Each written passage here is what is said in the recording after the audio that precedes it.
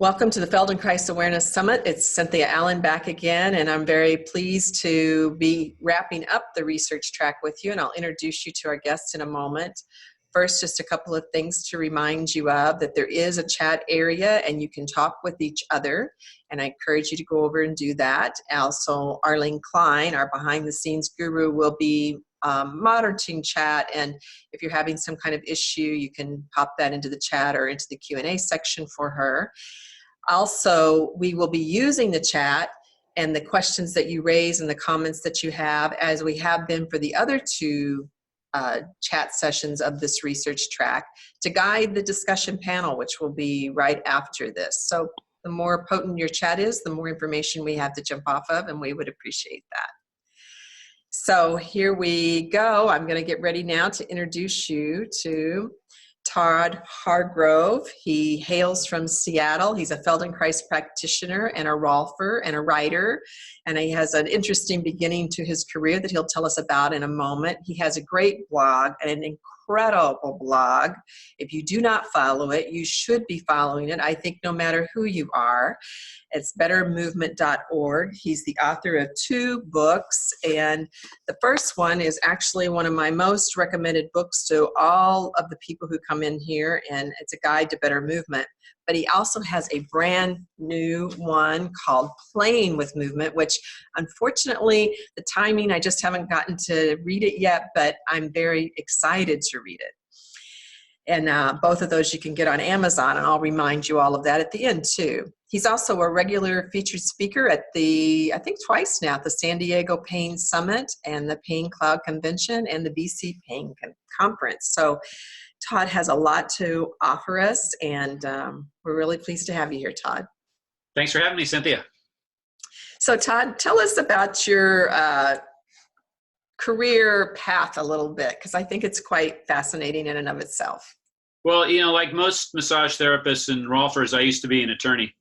So, I got out of college, went to law school. I was an attorney for about 10 years before I got into, the kind of body work movement stuff. And kind of what got me there was not feeling so good in my body while I was sitting at the desk and struggling with some chronic pain for a while, doing all that time at the desk. And I was also kind of an avid athlete and a racket sports player, and I was interested in getting better at that stuff. So I was kind of interested in coordination. I was interested in pain. I eventually helped myself out in both areas, experimenting around with different things like yoga and PT and body work, and, eventually found Feldenkrais and rolfing and became interested enough in that I got out of the law and got into this body-mind movement stuff. Did you have something that you were trying to solve for yourself? Because many people that get into this work have something they were trying to solve for themselves. It was very much the pain that I was trying to solve. That was kind of priority number one. And I had a very, very strong interest in the coordination, awareness, body-mind stuff as well. I know some people come into Feldenkrais with kind of the interest in the personal development aspect, that might come from the mindfulness or the, just kind of exploring that kind of stuff. That wasn't my primary interest, but I realized that at some point that I was actually getting a lot of benefit in that area. So there was lots of reasons to be interested in it. The reason I came to it is not necessarily what I came away with, Mm-hmm. but I continue to be interested in the whole thing. And I think that what's great about it is there's kind of something for everyone. The moving, the sensing, the feeling, the awareness, they're all connected in some way, and you can't really work on one without getting into the others. Yeah, absolutely. That's, of course, that's my experience too. I can't imagine it's anybody's experience different than if you've been in it for a while or doing it in a immersive kind of way, which of course a Feldenkrais training program is highly immersive. Mm-hmm. So you were wrapping up the research track. We've already heard from Diane on how to understand research, what are some easy pathways that we might go forward in the Feldenkrais work. We've heard from Cliff about what is out there in the Feldenkrais work, but we thought it would be kind of interesting to talk about pain science because it has been exploding over the last 10 years. And I think in a way that's extremely positive for all of us. And maybe you could just start to outline some of the important findings in the pain science research for us. Yeah, so pain science basically just means science related to pain. It's not any one discipline, but you can get pain science from lots of different areas. Studying pain physiology, studying psychology, studying neurology, something like that. I'd say the most interesting thing about it is that tissue damage doesn't equal pain. So there's a lot of people that kind of start with the assumption that if my knee hurts, the problem is in my knee. And the reason it's hurting is because there's tissue damage there. And what we learned from pain science is that's not necessarily the case. Of course, if your knee is damaged, that's going to make it more likely that it hurts. And if you hit it with a hammer, that's definitely going to be a problem. But there's lots of reasons you can have pain even without a lot of tissue damage. And you can also have a lot of tissue damage without necessarily having pain. To me, that's kind of the most interesting part about it. The sensitivity of the whole system in detecting threats in the body and relaying that information to the brain and then producing pain, that can change a lot. And that can be what really explains why some people are hurting and some people are not. Mm-hmm. So that, I think, is a hard thing to grasp, frankly, because if you have MRI results, I've got MRI results that show some not so nice things. It's pretty difficult to imagine that those MRI results are not the result, is not what causes me particular pain patterns. Yeah. Can you say a little more about that? Yeah, well, that's definitely people's intuition. When your back starts to hurt, when your knee starts to hurt, you're thinking, what's going on in there? It didn't hurt last year. It didn't hurt the year before.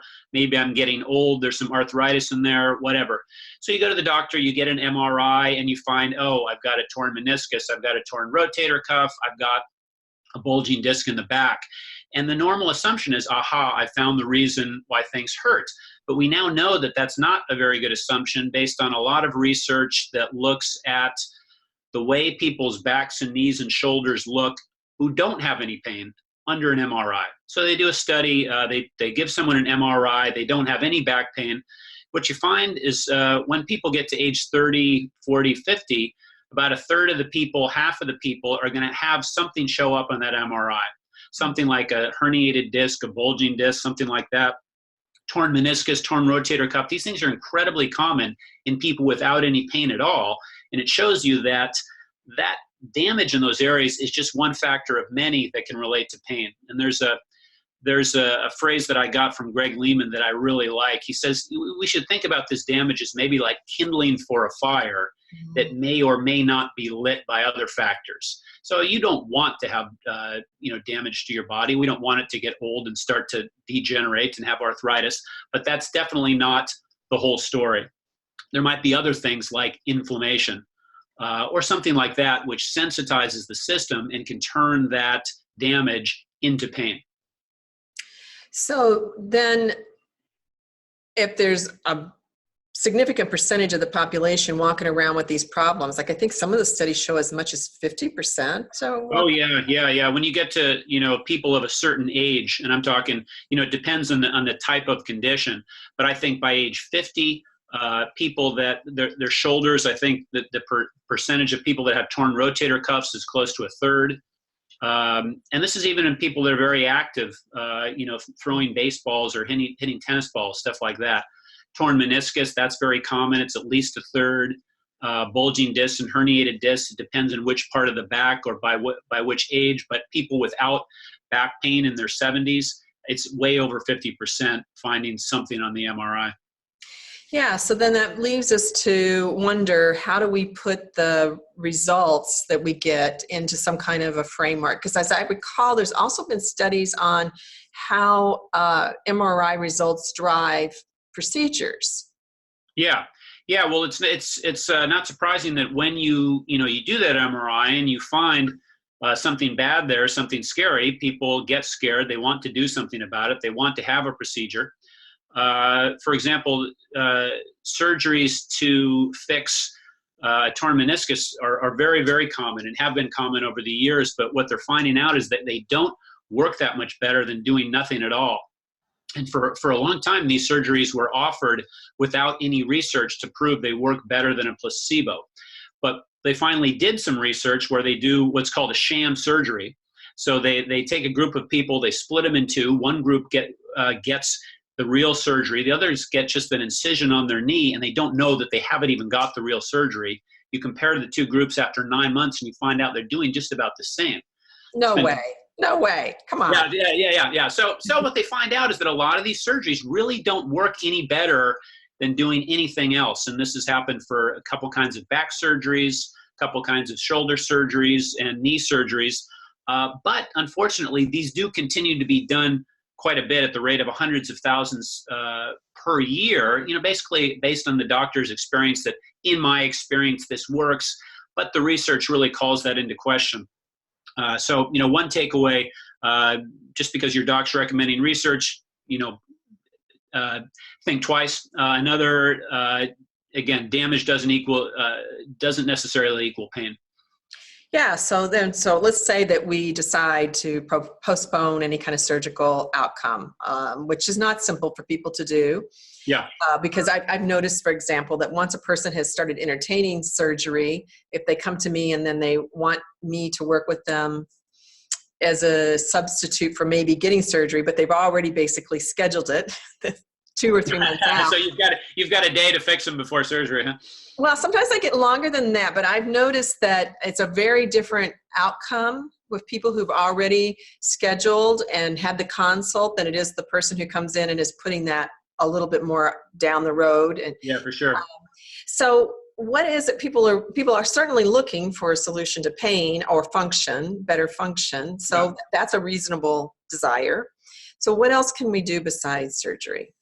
Yeah, well, the surgery idea is, it's kind of like fixing something, The idea is that there's one thing causing my pain, and I can go in there and fix that thing the way that a mechanic fixes a car that has a problem. So your car's got a problem. Usually there's just one thing wrong. Something's broken. The mechanic uses special diagnostic tests and goes in there and finds out the exact one thing that's wrong, and then in isolation to all the other things, fixes that exact thing. Now, occasionally pain is like that. If you've got a sliver in your foot, there's one reason you've got it. You just got to get the sliver out. If you've got an infection, you get the infection out. A lot of surgeries do work to correct the one thing that's wrong. But what we know from pain science is that sometimes pain is multifactorial. It's complex. There's many, many, many things acting together to raise your general sensitivity level to pain. Some of those things could be thoughts. Some of them could be emotions. Some of them could be stress from the job. Some of them could be inflammation you've got in your body or your general health. So you're not going to find the one thing that's wrong and hack it or fix it with some kind of a quick fix. And the solution is going to be more kind of like a biological one. It's kind of like you're going to grow or develop into a different kind of person. You didn't get this problem overnight. It may have manifested overnight, but you didn't grow into this problem overnight. And you're not going to grow out of it overnight either, but you can start a kind of a slow process of growth and evolution or development. It takes a little bit of time, but you're really building what you need to build to get better. And there isn't always a quick fix for pains. Yeah.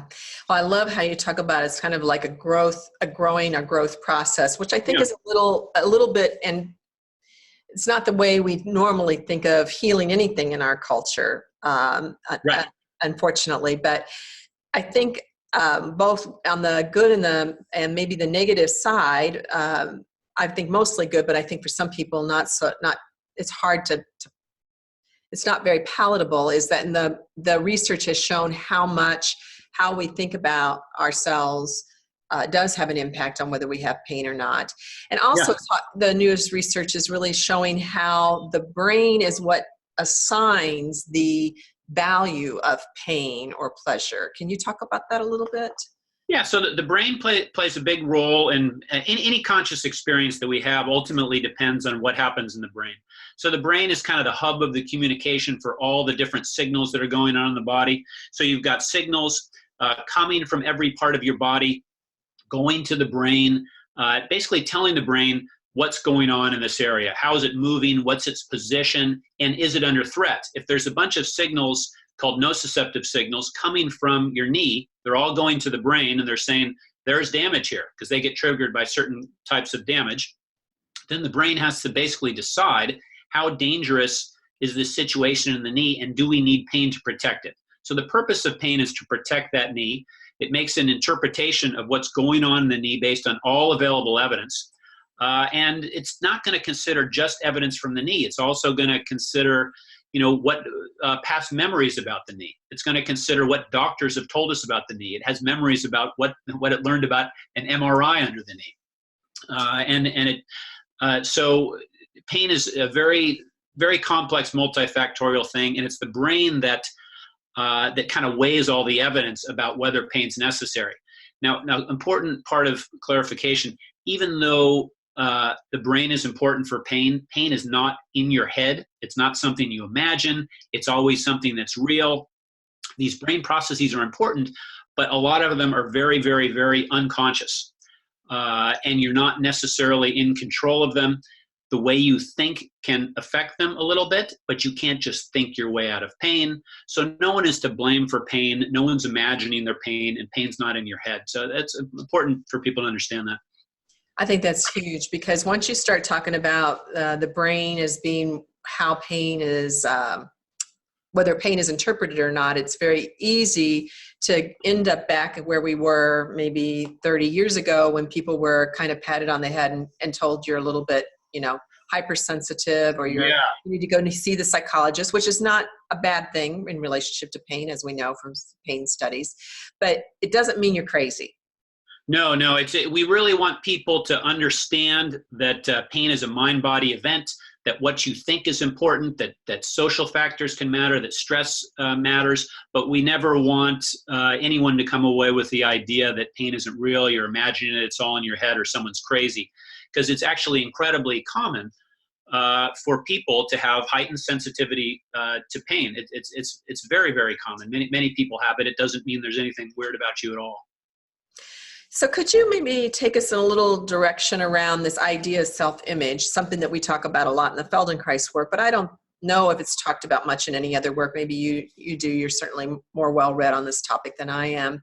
And what it might have to do with pain. Yeah, so Feldenkrais developed this idea of the self-image, a long time ago, decades ago, the idea being that we move and feel in accordance with our self-image. And what he's really trying to do in his lessons is change the self-image. The way the brain views the body is important in determining how the body moves and how the body feels.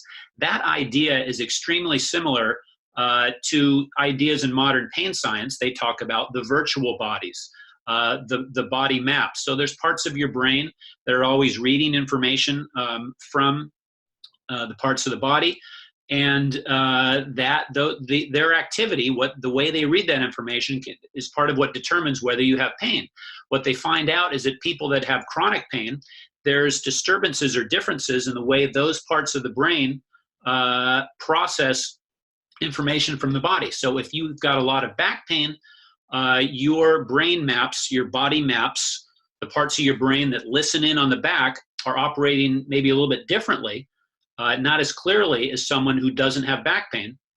And some of the recommended treatments on the basis of this information is helping people clarify these body maps related to painful areas and try to address pain that way. It's very similar to Feldenkrais's idea that what we're working on here is the self-image. Mm. So as we work on the self-image, what would be an example of how we're working on the self-image within the Feldenkrais method? Can you make that a little more tangible for people? Yeah. So let's say you've got an image of your low back that it's everything's messed up down there. This is kind of like not just your thoughts about the back, but it's kind of like a visceral image. The area is confusing. It's stiff. You don't know how to move it. You really feel that there's something very wrong in there. All those kind of visceral thoughts and feelings relate to an image of the back that it's a dangerous place and it's incapable of moving.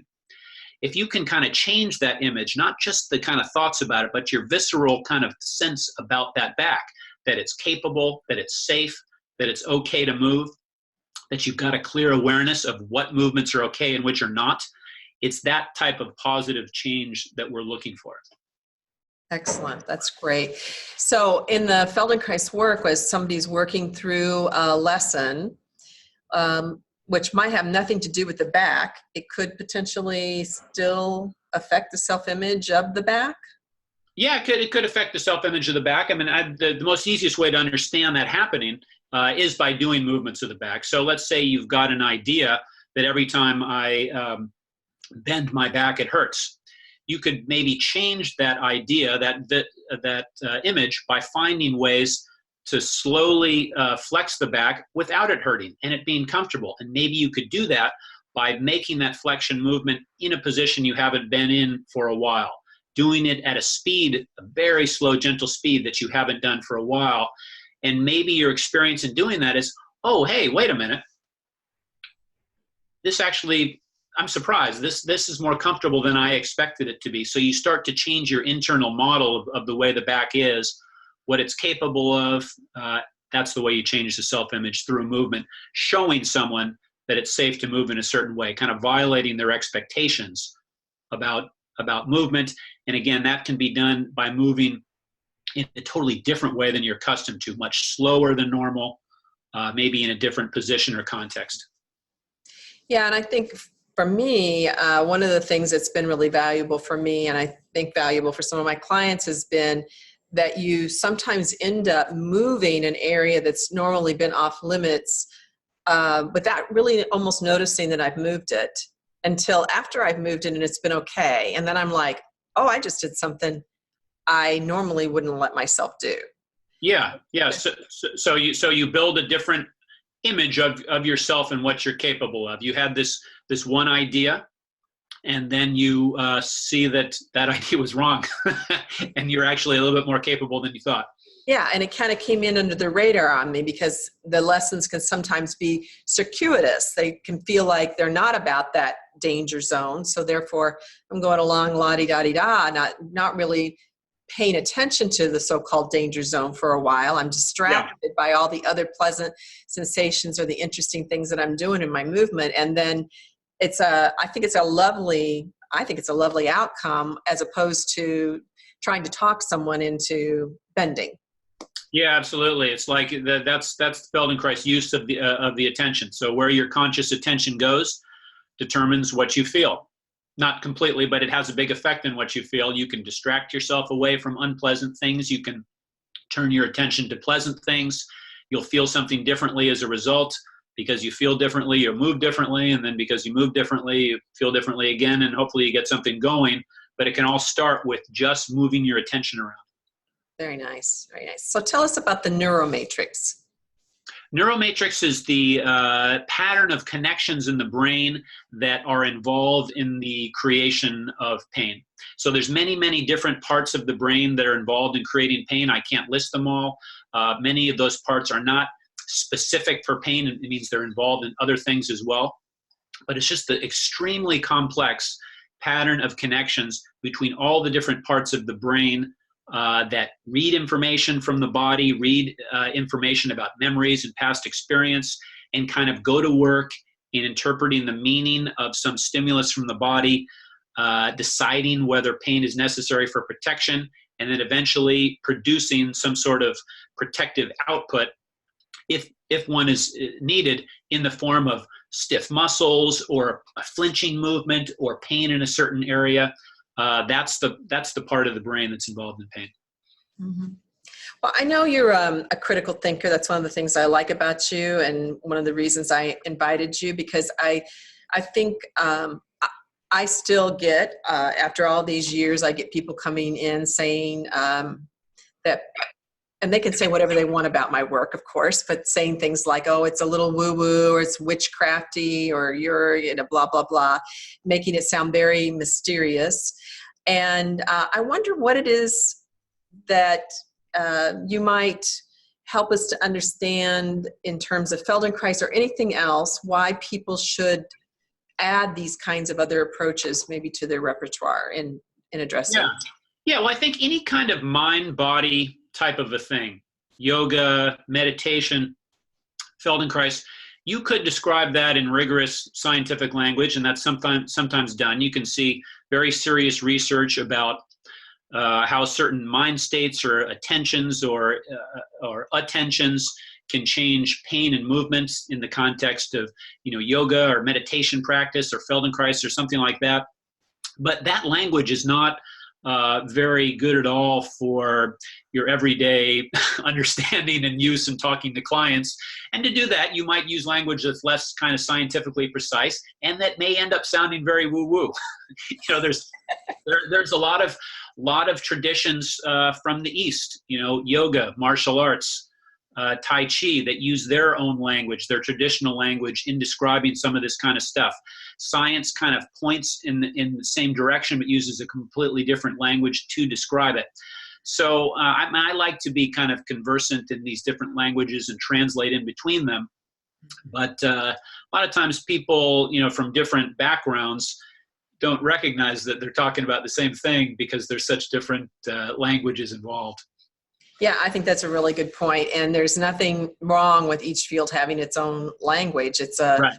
It allows them to, I think, develop and understand a kind of nuance that is hard to do if you don't have a field-specific language. So it's interesting when we think of something as a kind of a hard science or a technical aspect, we can get frustrated by the talk that comes out of, say, the computer IT world, but we would never, just because we didn't understand the words, think it was woo-woo. But we do whenever it's something that feels more like it's related to the mind-body connection. It tends to be a place that we, I think, go. Mind-body connection is very hard. Everybody gets completely confused in trying to understand why a piece of meat generates thoughts and feelings. That's not really been figured out yet. So it's okay to be confused about that kind of stuff. It's not a license for anything goes. The mind matters, but there's no mind over matter. So when someone is looking for solutions to chronic pain, that clearly we're not saying that Feldenkrais is a replacement for medical care. Right. But how can we, and actually you also are a Rolfer and you still use your Rolfing, yes? Yeah. Yeah. So, what kinds of decision map could they use to help guide them to some good results? Yeah, well, I like the idea that pain is complex and multifactorial. So many different things matter for pain. Some types of pains are obviously more complex and multifactorial than others, and you kind of know that when it's been around for a long time. It's not obviously related to tissue damage. It seems to have a mind of its own. It changes with, quite a bit, even when the body part itself doesn't seem to be undergoing mechanical stress. If that's the case, then there may be many, many things that you can do to help the pain, like getting better sleep, eating better, starting any kind of an exercise program, getting fitter, working to reduce mental stress in your life, doing Feldenkrais. There might be lots of if there's lots of things that aggravate your pain, there's lots of things you can do to make it better. If there's only one thing that's causing your pain, if it's really just about that one little piece of tissue damage that's there, and that's really the sole cause of the problem, then dealing with that is what you're going to do. Maybe surgery is the way to do it, maybe exercise, something like that. But I think and it's not always easy to tell exactly what is causing the problem. It can always be hard to figure that out. But if you can't, then it seems like a lot of things are involved. Try a lot of different things to work on your general health. Anything that makes you generally healthy might be something that can help with a persistent, complex, chronic pain problem. That's my idea. I like it. Thank you so much. So I think you're going to lead us in a movement lesson. I think we've got maybe 10 to 15 minutes actually that you could lead us in something that might be a doorway for some people. Yeah. Okay. So are we all ready to go? So find a place on the floor, because we're going to be kind of in a quadruped position, kind of a crawling position. So you just need enough room to find a place on a floor and get into that position. So you're just going to want to get on your hands and knees. So basically your hands underneath the shoulders, the knees basically underneath the hips. You can have the feet so that the back of the feet are on the ground so that the toes aren't curled under. And then try to kind of equalize the amount of pressure you have under each of your 4 places of support. So you can imagine you had 4 scales, a scale under one hand, scale under the other hand in both knees, and then just arrange yourself so that there would be like an equal amount of weight on each scale. And then also kind of arrange yourself so that your base of support, your arms and your femurs are kind of vertical. So kind of futz around with your position a little bit so that you've got 4 vertical points of support there, and they've all got kind of equal pressure. And if any point in this, just pause for a second. If any point in this lesson you feel uncomfortable, something is bothering your wrists or your knees or your back or something like that, just pause and make some adjustment to yourself. Slow down the movement. For wrist, you can put kind of something under the wrist. A rolled up towel under the wrist can reduce pressure if there's any there. We're going to be in this position for about 10 minutes moving around. So we don't want anything to feel painful. Slow down, reduce the range of motion, whatever you need to do to stay comfortable. But come back to this position again. You're in your kind of 4 points position, your crawling position. And, futz around with your hands and knees to get everything equal. Visualize the length of your spine. So you've got 24 vertebrae there. Just kind of imagine, build up an image of your mind of the length of that spine. You can kind of see how clear it is. Some areas you'll kind of form a clear picture of where the spine is. Others will be a little bit more fuzzy. That's the self-image that we're talking about. And kind of imagine the different curves. You've got kind of a certain curve in your neck and a different kind of curve in the middle of the back and a different kind of curve in the low back. Just kind of see where those are. Kind of arrange them into an image of a long line. And you can kind of imagine lengthening that line a little bit. Just kind of the slightest bit of a movement to lengthen the spine a little bit longer, like it was a clothesline, like you're kind of pulling it long, all the way from the tailbone, all the way out through the neck and kind of the crown of the head. And then you can pause for a second. So we're just kind of like forming an image of the spine in this horizontal position. We think of the spine as a vertical, kind of a flagpole thing, but sometimes it's horizontal, or at least it used to be when we were kids crawling around. And we're going to kind of like play with different movements of the spine in this kind of clothesline position. So come back to your crawling position again. Visualize the length of the spine. And then kind of find a point somewhere right in the middle of your back, somewhere in your middle of the back. And you're going to round your back, kind of like you're an angry cat, and bring that middle point closer to the ceiling. So you kind of round your back, kind of like into that, imagine an angry cat position, so that the middle of the back moves towards the ceiling, and then move back to your neutral position, and then round into that position where the middle back goes to the ceiling again, and do that very slowly several times. You're just kind of flexing the back, returning to neutral, and then pause for a second. Now we're going to do the opposite movement so that the back arches, the middle of the back moves closer to the floor. This is sometimes called a cow movement. So move the back down, the middle of the back down so that the back arches, and then go back and forward between the two positions. This is sometimes called a cat-cow movement. Some of you guys may be familiar with this. They do it in yoga. The back fully arches, the back fully rounds.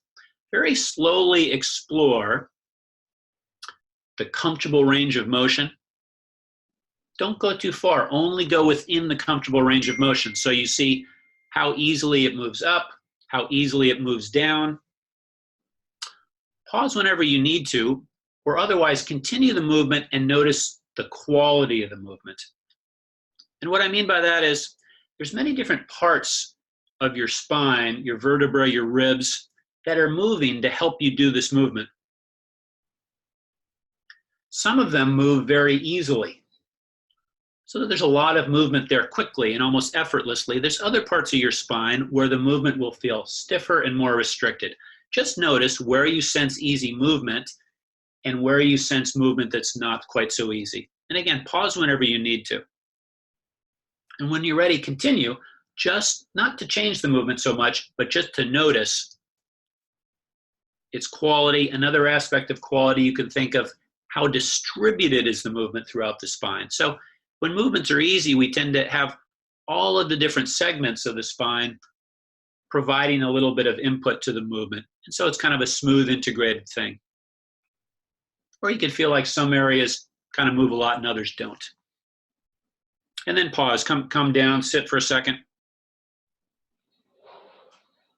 So we're going to continue to do this basic movement a few times, but we're going to shift our attention and intention how we do the movement. I mentioned earlier in the talk with Cynthia that can change movement.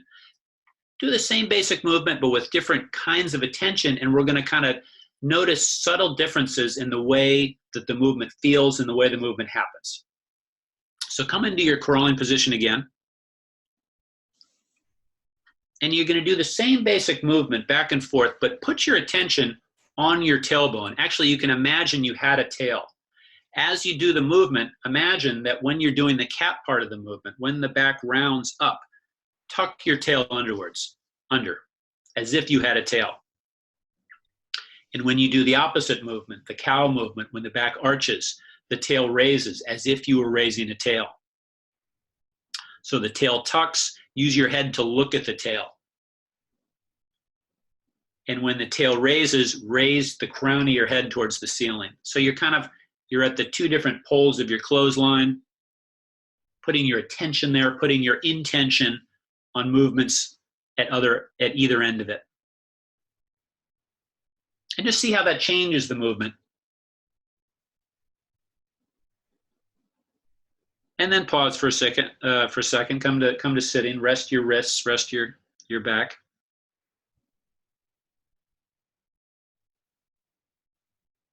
So we could use the same basic idea on different parts of the spine. So come into the crawling position again. And start to do your basic cat-cow movement, but this time bring your attention to the navel. As the spine rounds, in the middle of it goes towards the ceiling, intend to bring your navel as close to the ceiling as possible. And then as you arch the spine, bring the navel closer to the floor. So you're kind of controlling the movement from the navel, as if that's the movement that matters. See if your breath is now integrated with this movement at all. When the navel goes towards the ceiling, that would be a good time to exhale, which would actually help you bring the navel closer in. And when you lower the navel towards the ground, you could inhale, kind of blowing it up like a balloon. So now you integrate the breath with this basic movement. As you do it this way, just see if this kind of slightly changes which parts of your spine you feel moving. Because each time you change your attention, your intention, the movement will change just a little bit. And you can pause for another minute. So again, you've got the same basic gross movement. The spine is like a chain, but with all these links, there's very subtly different ways to move each link in the chain. And in Feldenkrais, we get concerned. We try to get interested in these very, very small differences, because sometimes small things can make a big difference.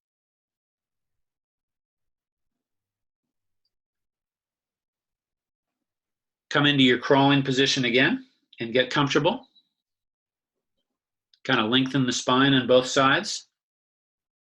Check in with your awareness of all the different segments and see if that's kind of changed a little bit, or if there's some areas that are now more clear in your awareness. Now we're going to do the same basic movement, except for pay attention to the movements of the sternum.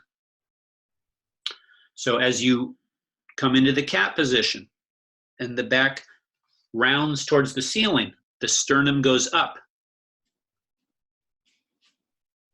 And then as you arch the back, the sternum goes down. Imagine there was a light shining on your sternum. Where would it go?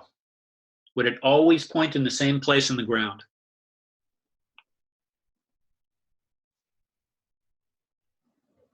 When the sternum is coming down, when you're coming arching, imagine it's starting to kind of face forward a little bit, so the light would be shining forward on the floor, so that you're kind of like puffing up your chest and inhaling into your chest, and so it's kind of pointing out in front of you a little bit. And as you're rounding the back, coming into the cat position, the sternum is pointing back away from you, kind of down between your legs a little bit. So the chest completely collapses. The upper back gets really big. And then the chest expands and the front of the chest gets big. As you do that, you can pause if you like, or you could keep going. As you do that, as you're expanding and contracting the chest, what happens to the shoulder blades? They're distance from the spine. You're going to be able to move smoother and further if you allow them to spread wide as you move into the cat position, as you round. And then what's going to allow the chest to get bigger is for them to come together.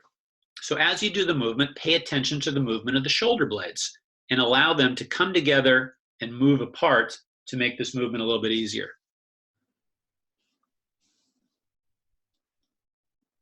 And then pause for a second. Sit back down.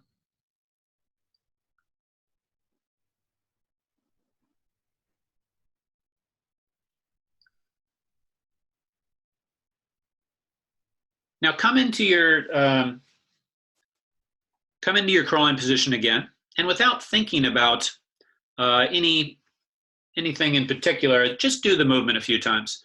Do the cat movement, the cow movement, slowly move up and down, and just judge the quality of the movement, the easy quantity of the movement, just to see whether there's any difference in the way you're doing the movement or the way you perceive the movement or the comfort of the movement compared to when we started.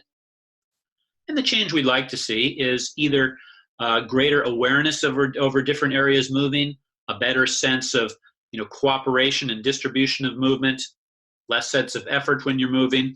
If you're not sensing those things, slow down even more. Maybe you're working too hard. And then pause for a second. So this is one of the things we do in Feldenkrais. You do the same basic movement, but shifting your attention around.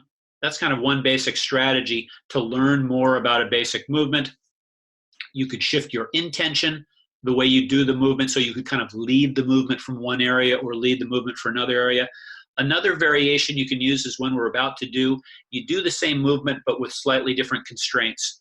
So we're going to come into your crawling position again, except for now, move your hands further away from the knees. So the hands are further away from the knees than they were before, and you're going to do the same movement.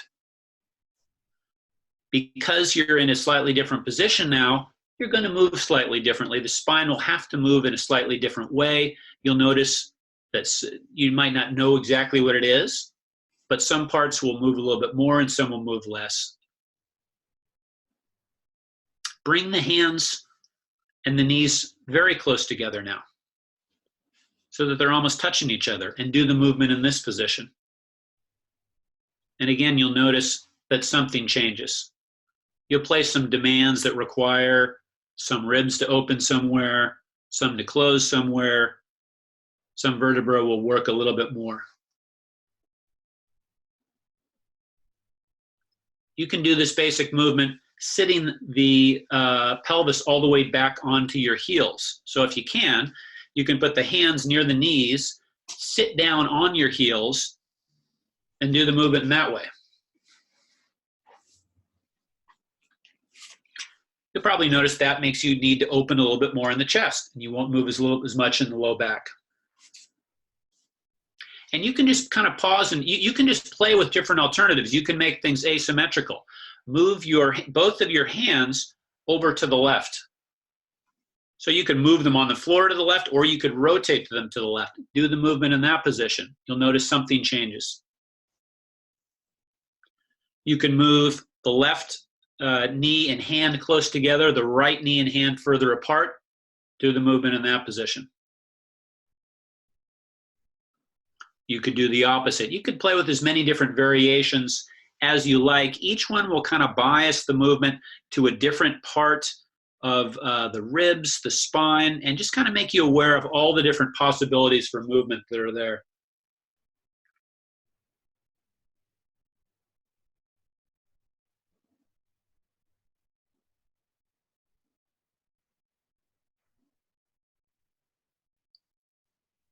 And then pause whenever you like. You can continue to kind of play with that movement, but use your imagination. You can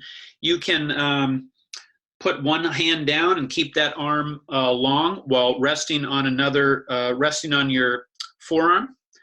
You can put the hands or knees in any different position you imagine and do your basic cat-cow movement and see what you get. And what you want to do over time is have the whole thing start to feel kind of more integrated and distributed and aware and comfortable. So, thank you.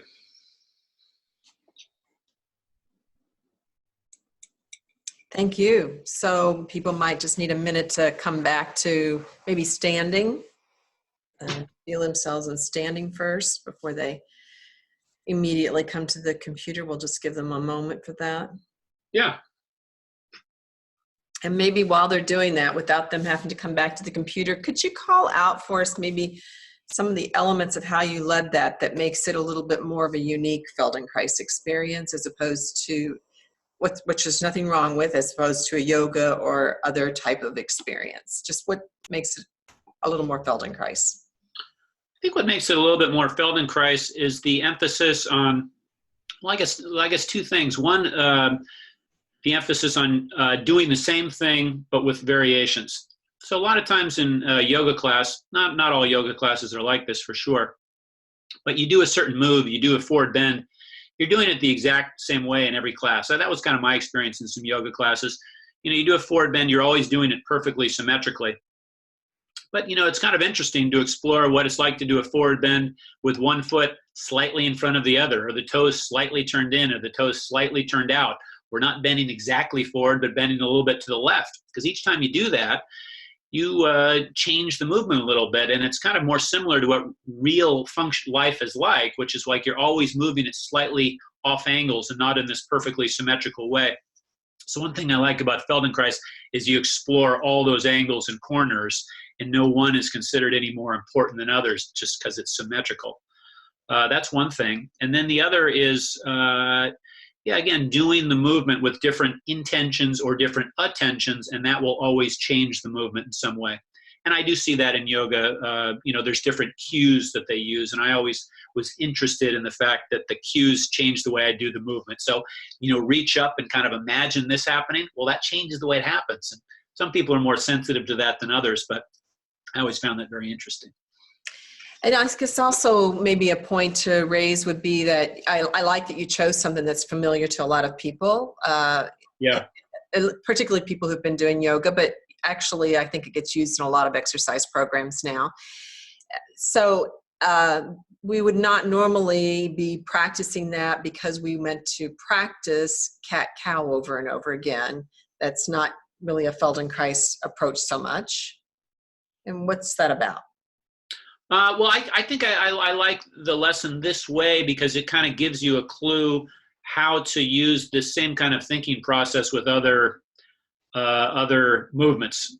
Mm-hmm. So, I do kind of practice cat-cow. So, like, the cat-cow is part of a warm-up that I do. If my spine felt stiff in the morning or I wanted to get it loose before warming up, I would go through some of these movements. Sure. Spend a few minutes just kind of randomly going through these movements. I might do something similar with squatting. So when you squat down, you can pay attention to different things as you squat. You can pay attention to how it feels in your ankles. You could pay attention to how it feels in your hips. That will change the way you move a little bit. You can do the squat with the feet close together, with the feet further apart, with the feet staggered.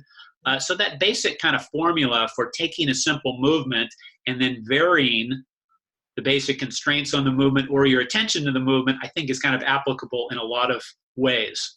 Also doing it very slowly and mindfully is always there. Yeah, thanks. I appreciate that. So Todd, as we're wrapping up, I just want to restate how much I recommend your first book. And can you tell us a little bit about Playing with Movement that's out that I haven't gotten to read yet?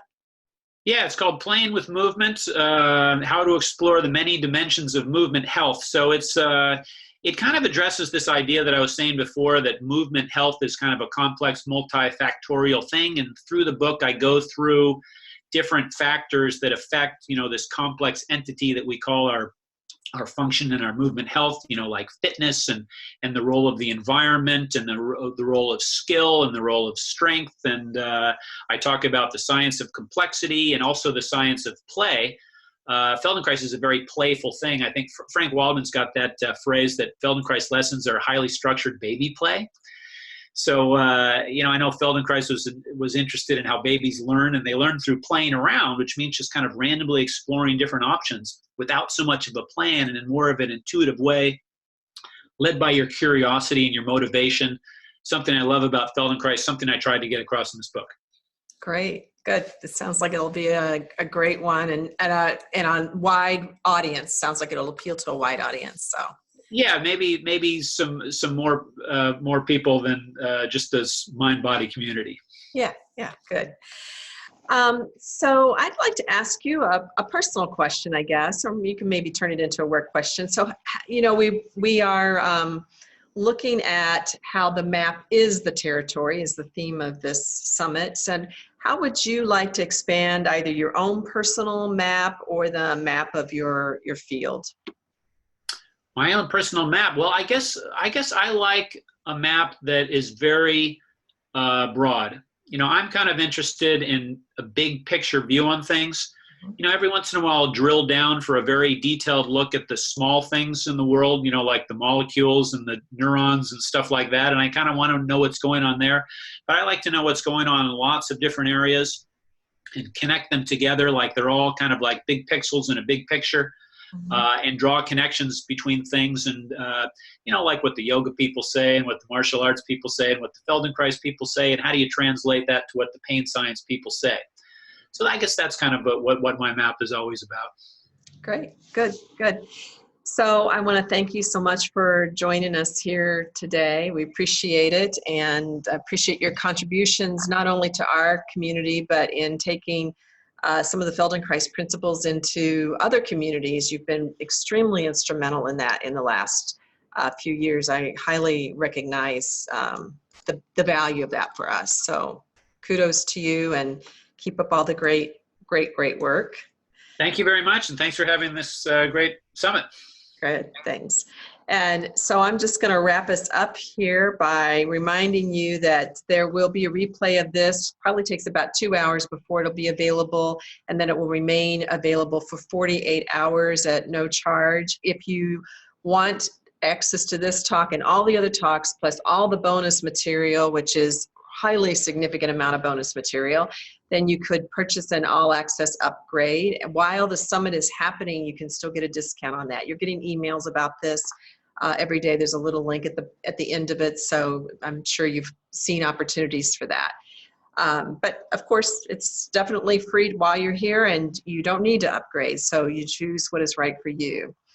And right after this, don't go away. Maybe get up, go to the restroom, get something to drink, grab something to eat. Or if lunchtime it is like it is for me, and tune back in for the panel discussion, because in the panel discussion, Anastasi, myself, and Stefan will be talking about what is it we've learned here in this research track, what are kind of the curious things, and we'll be live monitoring the chat and picking up your questions and looking at the questions from the past chats and folding it all in. So again, my thanks. Todd and I are both going to say goodbye for now, and we'll see you maybe in a few minutes. Bye. Bye. Thanks.